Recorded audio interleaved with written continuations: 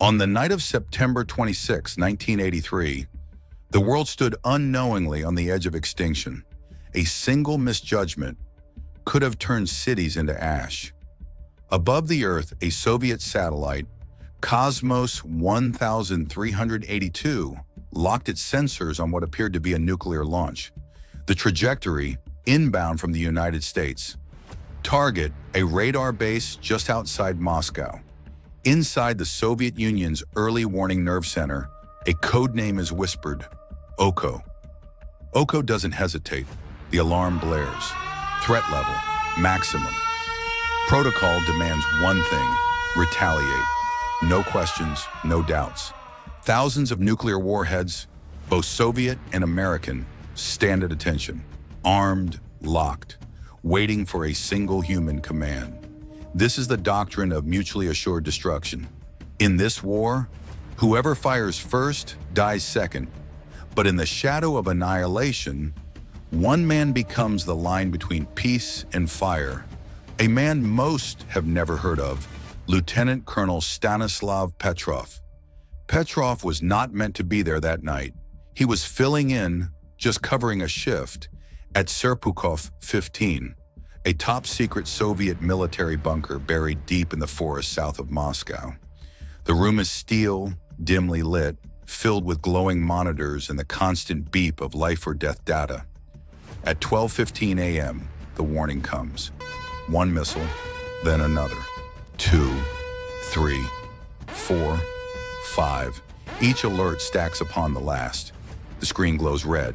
Petrov's officers look to him, panic tightening their faces. The world may have minutes left. He must report now, but he hesitates. He thinks, why only 5 missiles? Why not hundreds? This doesn't match the playbook.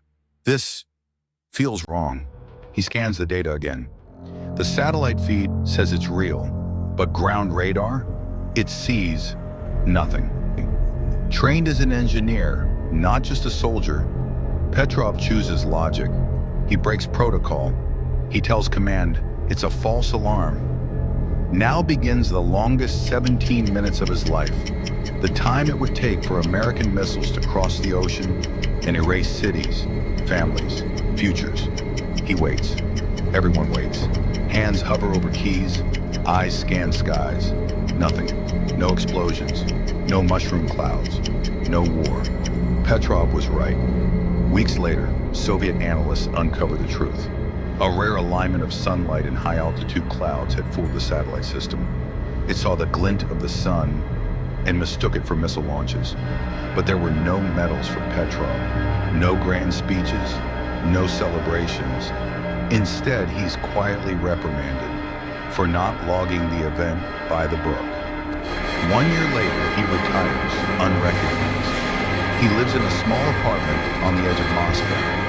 Even his family never truly knew what he did. After the fall of the Soviet Union, the world finally hears the story. Stanislav Petrov is awarded the World Citizen Award by the United Nations. In the West, he is honored. But Petrov, ever humble, simply says, I was just doing my job. In 2017, he passes away. No headlines, no state funeral.